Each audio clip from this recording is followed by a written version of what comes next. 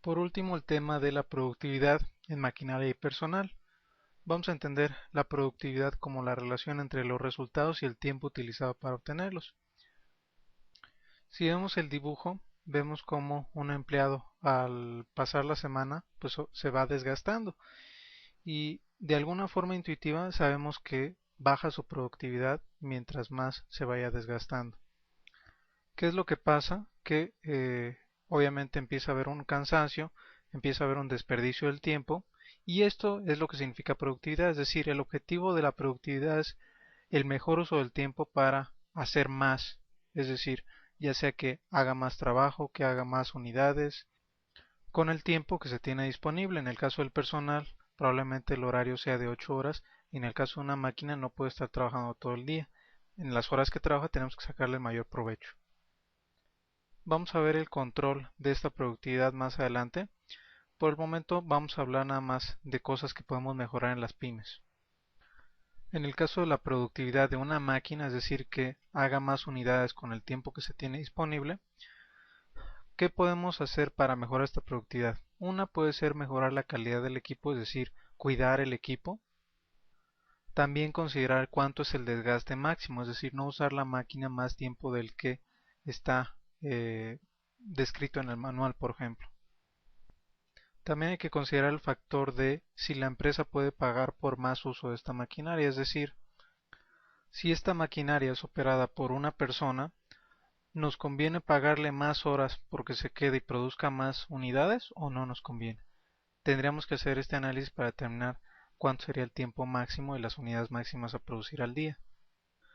También es importante llevar un control de calidad. Recuerde que esto es básicamente encontrar los productos defectuosos, cuántos productos están saliendo mal. Con el control de calidad podemos medir si la máquina está funcionando en su nivel óptimo o ya hay un desgaste o un problema o ya tiene que dársele algún mantenimiento o algún arreglo cuando empieza a salir el control de calidad defectuoso, es decir, cuando empezamos a notar que las unidades que salen de la máquina salen defectuosas. Y también recuerde que lo que hablamos ya de la distribución de la planta sí es un factor que repercute en la productividad. Mientras sea una mejor distribución o una óptima distribución, vamos a aumentar la productividad o las unidades que se fabrican. En el caso de que tengamos al personal específico de producción que produzca la mercancía, por ejemplo en el caso de cuestiones de arte, jarras, botellas, cuestiones por ejemplo de ropa que tiene la persona que coser la ropa, tenemos que medir esta productividad para determinar cuánto es lo máximo que podría producir. Una primera medida es medir realmente cuánto se produce por hora. La medición por hora es una medida muy efectiva, nos permite cuantificar exactamente cuánto sería el nivel óptimo que tiene que producir y cuando veamos variaciones en esta productividad por hora podemos notar o podemos encontrar cuál es el problema que se está pasando con nuestro personal. Si logramos medir esto, tendríamos en sí una medida de productividad que podemos estar utilizando para otras cosas que vamos a ver ahorita. Es importante crear horarios de trabajo, es decir, de tal hora a tal hora se va a realizar esta actividad o se va a producir este producto. Crear metas de producción utilizando, recuerda esa medida de productividad de cuántas unidades se hacen por hora, podemos crear metas y también crear incentivos, es decir, si se alcanzan las metas se le va a dar un incentivo a este personal específico de producción. En el aspecto de el módulo de personal vamos a platicar de estos incentivos, pero de forma breve podemos decir que pueden ser monetarios o no monetarios, es decir, podemos darle un incentivo en forma de dinero extra o podemos darle un incentivo en forma de, por ejemplo, reconocimiento ante la empresa. El último punto que vamos a tocar en este aspecto de proceso de producción es el control de calidad. Para entender qué significa esto, recordemos qué es lo que producimos. Tenemos que producir productos con unas medidas específicas o especificaciones que hagan en sí el producto. Por ejemplo, digamos un juguete de madera tiene que estar de un tamaño específico, cada una de las piezas tiene que estar pintado, el color tiene que ser un color específico, no tiene que haber, por ejemplo, rebabas de madera o astillas, eh, tiene que poderse mover en caso de que tenga piezas móviles. Esas serían las especificaciones del producto adecuado a vender. La calidad lo que va a hacer es checar que se cumplan las especificaciones que determinamos. Ya hemos comentado que muchas veces cuando se fabrica algo, generalmente salen defectos o salen problemas en el producto. Digamos, en el mismo ejemplo del juguete de madera, se mide mal la pintura y resulta que queda de otro color del que originalmente se pone en la foto. O que no se elige bien y que queden astillas en el producto, o que digamos el orificio que se hace con el taladro para meter la pieza móvil quedó mal y no se mueve correctamente este producto. Entonces todos estos son productos defectuosos que nos hacen tener pérdidas económicas. Vamos a medir la calidad del producto durante varias etapas. Podemos hacerlo en cualquiera de estas o en todas. Puede ser durante cada etapa del proceso. Por ejemplo, seguimos con esto de los juguetes, cuando se corta la madera, control de calidad cuando se pinta esa madera, control de calidad cuando se ensambla esa madera.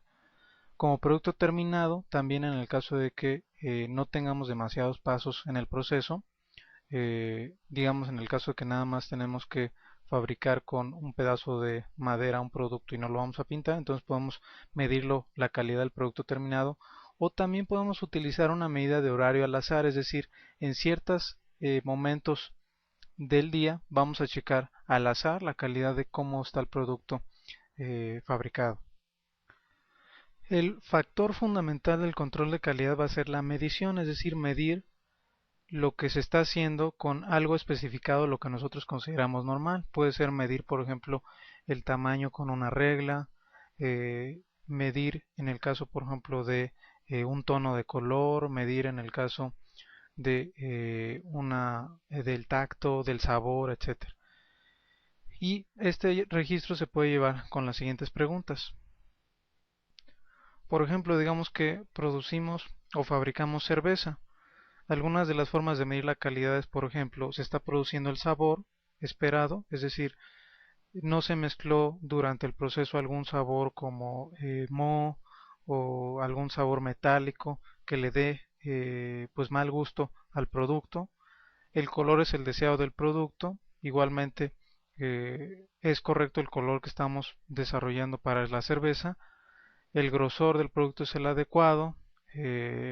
Por ejemplo, en el caso del juguete de madera, si se está cortando en la medida correcta. Y para esto entonces tenemos que tener toda una lista de cosas que hacen al producto, es decir, que hacen normal al producto, o sea, que tome las medidas del producto normal. Por ejemplo, en el juguete que mida 5 por 10 centímetros, no se pase de a lo mejor del 5.1 centímetros. Saldría un producto defectuoso si saliera de 6 centímetros por 10 centímetros. Y bueno, tenemos que checar todos estos conceptos que hacen al producto y medir que se cumplen. Eso es en sí la calidad. Veamos otro ejemplo en el caso del café tostado. Vamos a hacer una lista de lo que hace al producto, es decir, qué son las cosas que hacen que el producto sea normal, o sea, lo que vendemos. En este caso, en el caso del café, tenemos que medir tres cosas. Primero, que el sabor sea el correcto, que cómo está el café verde que utilizamos y cómo está el color del tostado. Eso es básicamente las cosas que harían al café tostado. Con esto ya podemos determinar qué control de calidad hacemos. En el caso del sabor, podríamos sacar una muestra a una hora específica del café tostado y hacer una catación. La catación es checar o con el paladar probar cómo sabe y ver si cumple la norma específica que hace a ese producto. En el caso del café verde también podemos sacar una muestra, pero esta la sacamos por ejemplo del costal de la materia prima que recibimos y controlar que la calidad esté correcta, es decir, que no haya producto defectuoso, por ejemplo, granos rotos, piedras, ramas, etcétera. Y el color podemos checar en el momento de hacer el tostado si estamos tostándolo de la forma correcta, es decir, el color tiene que ser el adecuado.